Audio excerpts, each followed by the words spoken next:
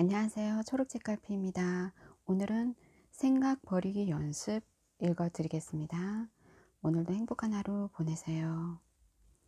생각 버리기 연습. 머릿말. 우리가 실패하는 원인은 대부분 지나치게 많이 생각하기 때문이다. 특히 부정적인 생각이 문제이다. 자, 열심히 하자 라고 결심을 했는데 실패하면 어떻게 해? 귀찮은데 그만두자 라고 마음이 제멋대로 생각하기 시작한다. 기분 나빴던 일을 잊어버리고 싶은데 마음이 제멋대로 오늘은 정말 재수 없는 하루였어 라며 몇 번이나 그 일을 되새기곤 한다. 또 10분만 쉴 작정이었는데 마음이 제멋대로 이대로 1시간만 더 놀까? 라고 생각하기 시작한다. 이처럼 우리의 의식에서 일어나는 생각은 제멋대로이고 우리가 하려는 일을 방해하기까지 한다. 즉, 그 누구도 아닌 바로 자기 자신이 하는 생각의 방해를 받아 마음대로 살기가 쉽지 않다는 뜻이다. 거꾸로 말하면 마음속에서 제멋대로 굴며 우리를 지배하는 생각을 멈출 수만 있다면 스스로의 마음을 조종할 수 있게 된다. 그런데 문제는 우리의 마음이 오로지 보다 강한 자극을 위해 내달리는 특징이 있다는 것이다. 우리가 부정적인 생각을 멈추기 어려운 이유도 담담하고 은은한 행복감보다 부정적인 사고가 더 강한 전기 자극을 뇌에 주기 때문이다. 요즘은 뇌의 역할을 지나치게 강조하고 감사하게 여기는 풍조마저 있다. 하지만 뇌라는 정보 처리 장치는 자신이 좋아하는 자극을 얻기 위해서라면 곤란한 생각조차 멈추지 않는 깡패 같은 성향이 있다. 보통 우리가 아무리 생각하기를 멈추려고 해도 뇌 속의 수다쟁이는 끊임없이 떠들어댄다. 자, 생각하기를 멈추자. 뭐? 이미 생각해버리고 말았잖아. 맙소사. 생각을 멈추기가 왜 이렇게 어려운 거야? 그것만 어렵니? 넌 어제 요리도 망쳤잖아. 그러고 보니 슬슬 배가 고픈데? 이처럼 아무리 생각을 멈추려 해도 마음을 피곤하게 만드는 잡음은 계속된다. 그리고 그제서야 평소에 얼마나 생각의 흐름을 자각하지 못했는지를 알게 된다. 생각을 멈추려 해도 멈출 수 없다는 것은 우리 마음대로 생각을 조정할 수 없다는 뜻이다. 하지만 막상 이번엔 정말 생각을 멈추자 하고 생각해 보아도 또 다른 생각이 더 늘어날 뿐이다. 아무리 머리로 생각을 멈춰야 한다고 결심해도 실제로 생각 버리기 연습을 하지 않으면 제대로 실행하기는 어렵다. 이 책에서 제안하는 생각 버리기 훈련법은 오감을 갈고 닦아 실제적인 감각을 강화시키는 연습이다. 평상시에는 눈, 귀, 코, 혀, 몸의 오감에 집중하며 생활하는 훈련을 하다 보면 생각을 자유롭게 조정하는 방법을 터득할 수 있다. 보통은 생각이 제멋대로 달리도록 내버려 두기 때문에 지나치게 많은 것을 생각하게 되고 결국 생각 자체가 혼란스러워서 둔해지는 것이다. 이처럼 지나치게 많이 생각한 나머지 사고장치에 녹이 스는 일을 막으려면 생각 버리기 연습을 통해 충전 시간을 가져야 한다. 충전을 끝낸 뒤에는 예리함과 명철함으로 가득 찬 새로운 세계로 들어서게 될 것이다. 생각이라는 병. 인간은 생각하기 때문에 무지하게 된다. 뇌 속에 틀어박히면 집중력이 떨어진다. 사람은 하루 종일 생각을 하며 지낸다. 일반적으로 생각하는 것, 사고하는 것은 인간의 훌륭한 특질이고 인간은 동물과 달리 생각하기 때문에 위대하다고 믿는 사람들이 많다.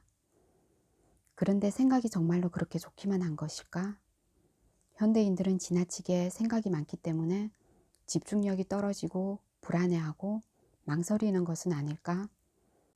나는 이런 질문에 답하기 위해 병이 되기도 하는 인간의 생각에 대해 이야기해 보고자 한다. 현대인은 다른 사람의 이야기를 듣는 것이 서툴다고 한다. 누구나 상대방이 자신의 이야기를 들어주기를 원하는데 상대가 전혀 듣지 않아 화가 났던 경험이 있을 것이다. 하지만 그 사람은 정말로 이야기를 들어줄 마음이 없었던 것일까? 만일 일부러 만나서 이야기를 나누게 된 상황이라면 처음부터 당신 이야기는 듣지 않겠어 라고 마음먹지는 않았을 것이다. 오히려 이야기를 들어주자라는 생각으로 약속 장소에 나왔을 것이다. 하지만 막상 상대가 고민을 털어놓기 시작하자 마음속에서 여러 가지 쓸데없는 생각이 일어나기 시작한다. 고민을 잘 들어줘서 상대의 신뢰를 얻어야 되겠다든지, 이해하는 척을 해서 멋진 사람이 되겠다든지, 여러 가지 쓸데없는 생각들이 꼬리를 물고 일어난다. 나는 평소 좌선을 하며 스스로의 의식이 어떻게 흘러가는지를 오랫동안 계속 들여다보는 일을 했다. 우리의 의식, 즉 마음은 아주 빠른 속도로 계속 움직인다. 마음은 미세한 단위로만 측정할 수 있는 초고속으로 이동하며 정보 처리를 한다. 그리고 정말 짧은 순간에 시신경으로 가서 보는 행위를 하거나 청신경에 가서 듣는 행위를 한다. 정말 짧은 한순간에 듣다, 보다, 듣다, 생각하다, 듣다, 보다, 듣다와 같은 정보 처리가 행해진다. 원래는 듣기만 할 작정이었는데 어느새 관계없는 정보들이 마음에 뒤섞여 들어온다. 마주 앉은 사람의 이야기를 멍하니 듣고 있는 사람이 있다. 그 사람 자신이 계속 듣고만 있다고 생각하지만 사실은 막대한 양의 자잘한 정보들이 잡음처럼 그의 의식에 끼어든다. 아주 짧은 순간 동안 이루어지는 마음의 정보 처리 과정인데도 좋아하는 음식에 대한 생각이 잡음처럼 끼어들기도 하고 누군가에게 들었던 기분 나쁜 말들이 메아리처럼 귓전에 맴돌기도 한다. 또 꿈에서 본 듯한 괴상한 이미지가 떠오르기도 한다. 자신이 미처 알아차리기도 전에 이런 잡음이 끼어들면 듣는 행위는 계속 방해를 받게 된다. 이처럼 우리가 일상생활 속에서 생각하고 행동할 때 짧은 순간순간 이런 잡음들이 무수히 끼어들어 집중을 방해한다. 이때 다른 그 무엇보다도 집중을 분산시키는 행위는 자기도 모르게 이런저런 것을 생각하는 일이다. 우리의 의식이 언어를 이용해 중얼중얼 계속 생각하고 있을 때에는 이 작업에 사로잡혀 다른 기능들은 모두 잊어버리게 된다. 갖가지 생각이 머릿속에서 소용돌이 칠수록 우리 마음에는 소리 정보가 들어올 자리가 없어진다. 지금 어떤 소리가 들리고 있고 그 소리는 어떤 의미를 지니고 있는 것일까? 만일 이 질문에 바로 대답할 수 없다면 자기도 모르는 사이에 생각하는 일에 많은 에너지를 쓰고 있기 때문이다. 침착할 때에는 이것저것 많이 생각하지 않지만 마음이 혼란스럽고 어지러울수록 생각하는 양과 시간이 늘어난다. 예를 들어 무언가 마음에 걸린 상태에서 영화를 보면 영화를 보는 내내 잡음이 끼어들게 될 것이다. 연인이나 배우자의 손을 잡고 걸을 때 두 사람 사이에는 서로 연결되어 있다는 촉감이 생긴다. 하지만 그 순간 서로 다른 생각을 하고 있다면 그런 느낌은 사라지고 만다. 만일 한 사람은 일에 대한 생각을 하고 또 한 사람은 헤어진 애인을 생각하고 있다면 둘은 서로 살갗을 맞대고 있어도 각기 다른 장소에 있는 것이나 마찬가지이다. 정확히 말해 두 사람은 모두 각자 자기 자신만의 뇌 속에 틀에 박혀 있는 셈이다. 인간의 세 가지 기본 번뇌, 분노, 탐욕, 어리석음. 사실 이런 흐름은 거의 필연적인 것으로 많은 사람들이 빠지게 되는 패턴이다. 두 사람이 서로 사귄 지 얼마 되지 않는 사이라면 서로에게 무척 신선한 느낌을 가지게 된다. 좀 더 구체적으로 말하자면 눈에 보이는 상대방의 모습이 신선할 때에는 새로운 자극에 대해 가슴이 두근거린다. 따라서 상대의 헤어스타일이 조금만 변해도 알아차릴 수 있고 상대의 표정이 조금만 어두워져도 재미가 없나 하고 생각하며 다른 이야기를 하려고 애쓴다. 하지만 어느 정도 시간이 흐르면 상대방에 대한 정보에 익숙해지게 된다. 사실 연인의 얼굴은 아주 빠른 속도로 변하고 있지만 습관적으로 계속 보고 있기 때문에 변하지 않는 것처럼 보인다. 바로 이 시점이 우리가 연인에게 실증 났다고 하는 순간이다. 상대로부터 같은 종류의 정보가 계속 입력되면 언제나 똑같아. 이런 자극은 이제 지겨워. 라는 기분이 들면서 다른 새로운 자극을 구하게 된다. 이런 경우 노골적으로 다른 이성에게 달려가는 경우도 있지만 대부분은 자기 뇌 속의 연인에게 달려간다. 뇌 속의 연인은 이성이 아니라 자신이 좋아하는 일이나 걱정거리이다. 이제 눈앞의 연인에게서 떠난 마음은 뇌 속의 새로운 연인에게 열중하며 그것들에 대해서만 생각하게 된다. 이처럼 자기 뇌 속으로 더욱더 깊이 도망칠수록 연인에 대한 흥미는 흔적도 없이 사라지게 된다. 실증을 느끼는 속도가 조금 빠른 사람이 있는가 하면 느린 사람도 있다. 사람이라면 누구나 느끼는 실증은 불교에서 말하는 번뇌와 깊은 관련이 있다.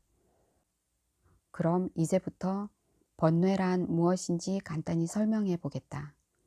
우리는 항상 눈, 귀, 코, 혀와 같은 신체의 일부분이나 의식을 통해 여러 가지 정보를 얻고 있다. 이런 정보와 자극에 반응하는 마음의 충동 에너지 중에 가장 큰 세 가지가 탐욕, 분노, 어리석음이다. 우선 눈으로 보고 귀로 듣는 정보에 대해 좀 더 하고 갈망하는 마음의 충동 에너지를 탐욕이라 부른다. 누군가에게서 마음에도 없는 입에 발린 칭찬을 들으면 좀 더 듣고 싶다, 좀 더 듣고 싶다 라고 자꾸 원하게 되는 마음의 번뇌 에너지가 활성화된다. 그런데 이와 반대로 들어오는 정보에 대해 받아들이고 싶지 않다, 듣고 싶지 않다 라고 반발하는 마음의 충동 에너지는 분노이다. 다른 사람에게 싫은 소리를 듣고 불쾌해지면 이런 말은 듣기 싫다 라고 불쾌한 대상을 밀어내고 배제시키려는 분노의 번뇌 에너지가 활성화된다. 이런 경우의 분노는 일상에서 우리가 말하는 분노보다는 그 의미가 폭넓다. 단순히 마음이 내키지 않는 것도, 누군가를 질투하는 것도, 과거를 후회하는 것도, 쓸쓸한 기분이 드는 것도, 긴장하는 것도 원인은 모두 하나이다. 바로 분노의 번뇌 에너지가 연료가 되어 타오르는 충동이다. 만일 조금이라도 반발의 힘이 작용한다면 그것은 분노라 할 수 있다. 어떤 종류이든 일단 부정적인 감정에 휩쓸리게 되면 분노의 어두운 번뇌 에너지가 증폭되어 스트레스의 뿌리가 된다. 그리고 부정적인 사고를 하기 쉬운 인격이 만들어진다. 앞에서 마음의 정보 처리 과정에는 계속 잡음이 끼어든다고 했다. 그러면 어떤 정보가 잡음이 되는지를 생각해 보자. 강하게 갈망하고 분노하는 번뇌와 함께 깊이 새겨진 정보는 마음속에서 강한 집착을 낳고 몇 번이나 되풀이 되면서 긴 메아리를 남긴다.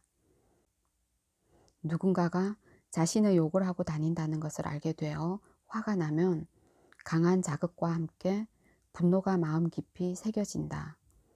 잠시 동안 그런 말을 하다니 너무하잖아. 다른 사람들이 그 말을 믿고 나를 경멸하면 어쩌지? 라는 괴로운 생각들이 머릿속을 맴돌게 된다. 그리고 이런 정보가 몇 번이나 반복되어 새겨지고 나면 마음의 메인 메모리 일부를 차지해버려 다른 중요한 정보 처리를 방해하고 만다. 이런 분노는 시간이 흐르면 조금씩 잊혀질 것이다. 하지만 일단 한번 마음에 번뇌의 힘으로 새겨진 정보는 계속 잠재되어 남아있다. 잊혀진다는 것은 의식에 의해 그 정보가 반복되어 살아나는 빈도가 줄어드는 과정이다. 즉, 너무나 희미해져 의식화될 수 없게 되는 것을 말한다. 하지만 그렇다고 해서 분노가 완전히 사라진 것은 아니며 사실상 마음의 흐름에 섞여 계속 영향을 준다. 그런 말을 하다니 너무하잖아. 사람들이 나를 경멸하면 어쩌지? 하는 생각들은 희미하게 계속 영향을 주면서 너무 빠른 속도로 다시 생각났다가 사라져 간다. 그러므로 표면적으로는 잊혀진 그 일을 기억하지 못한 채 괜스레 불쾌한 기분에 사로잡히게 된다. 이처럼 무의식에서 일어나는 생각은 일종의 방아쇠가 되어 연달아 새로운 생각들이 떠오르게 만든다. 예를 들어 이 일을 실패하면 어쩌지? 라든가 만일 실패해서 저 사람에게 무시당하면 어쩌지? 하는 사고들이 연쇄적으로 재빠르게 일어나며 마음속에 들끓게 된다. 이렇게 생각이 연쇄적으로 일어나 마음속으로 계속 혼잣말을 하면 할수록 마음의 메인 메모리는 헛된 잡념으로 가득 차게 된다. 그러므로 눈앞의 풍경과 마음의 정보를 선명하게 인식하는 것도 불가능해지고 자연의 소리와 사람의 소리를 확실히 받아들이기도 힘들어진다. 뿐만 아니라 음식을 먹고 있어도 무슨 맛인지 모르게 되는 등 살아있다는 충족감을 느끼기 어렵게 된다. 충족감을 느끼지 못하게 되는 것을 다른 측면에서 분석해 보면 이렇게도 말할 수 있다. 보거나 듣거나 만지고 있지만 실제로 머릿속의 메인 메모리는 다른 잡음을 처리하느라 바쁘다고 말이다. 당연히 머릿속에 신선한 정보가 들어설 자리가 없다. 1초 동안 다른 사람의 이야기를 듣고 있어도 0.1초만 그 이야기를 듣고 나머지 0.9초는 상대가 나를 어떻게 생각하고 있을까 라는 생각이나 과거의 잡음이 남긴 메아리에 휘둘린다면 어떻게 될까? 아마도 오감으로 들어오는 정보에 둔해지고 멍청한 반응을 보이게 될 것이다. 이런 식으로 나가면 10초 중 9초는 현실감이 사라지고 1시간에 54분은 멍청히 있게 된다. 결국 나이를 먹어 과거를 돌아보면 몇 년이 한순간에 지나간 것 같다는 기분이 들 것이다. 현실 그 자체에 직결되지 않는 망상에 탐닉한 결과 현실감이 사라지고 행복감도 사라진다. 나이를 먹을수록 시간이 더 빨리 흐르는 것처럼 느끼는 원인은 과거로부터 엄청나게 축적되어 온 시간이라는 잡음이 현실의 오감을 통해 느끼는 정보를 지워버리기 때문이다. 생각의 잡음이 현실 감각에 완전히 승리할 때 사람들은 둔해진다. 과거의 데이터에 완전히 지배되어 새로운 현실을 전혀 인식할 수 없기 때문에 손자를 보고도 아들이라고 착각하고 그것을 고치려고 하지도 않는다. 이런 일이 일어나는 근본적인 이유는 눈앞에 일어나는 일은 지나치게 평범한 일상이기 때문에 별 볼 일 없게 느끼고 부정적인 생각이 주는 자극에 휘둘리기 때문이다. 우리 마음은 새로운 자극을 얻기 위해 부정적인 방향으로 생각을 몰고 가도록 프로그램화 되어 있다. 그리고 이것이 바로 사고병이다. 즉 생각병이다. 생각병에 걸리면 조금씩 자기도 모르는 사이에 무지하게 되고 둔해진다. 따라서 늘 이 사실을 염두에 두고 조심하면 마음속에서 헛된 생각들을 계속 중얼거리는 일은 없을 것이다. 앞서 이야기했던 눈앞의 것에 실증을 느끼고 다른 자극을 구하려는 마음의 충동 에너지를 어리석음이라 한다. 상대의 이야기에 실증을 느끼게 되면 지루해, 무시해버리자 라는 생각에 마음이 들떠 헤매다가 결국은 귀에 아무것도 들리지 않는 상태가 된다. 바로 이 상태가 무지의 번뇌이다. 이런 경우에 무지는 교양이 없다든가 머리가 나쁘다는 뜻이 아니다.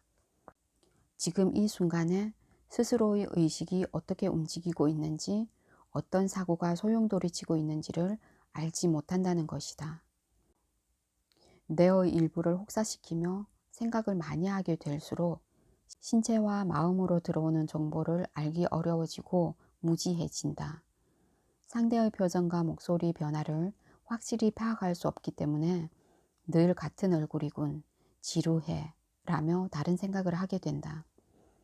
결국 머릿속에는 쓸데없는 개념과 망상만 쌓이게 되고 현실과 의식의 실제적인 흐름에 대해서는 무지하게 된다. 무지라는 본래는 마음을 실제적인 현실에서 뇌 속의 생각으로 도피시키는 것이다. 그리고 일단 한번 생각하는 버릇을 들이면 생각하지 말아야 하는 순간에도 생각에만 빠져들고 만다. 늘 자신만의 생각에 틀어박힌 꽉 막힌 성격이 되는 것이다.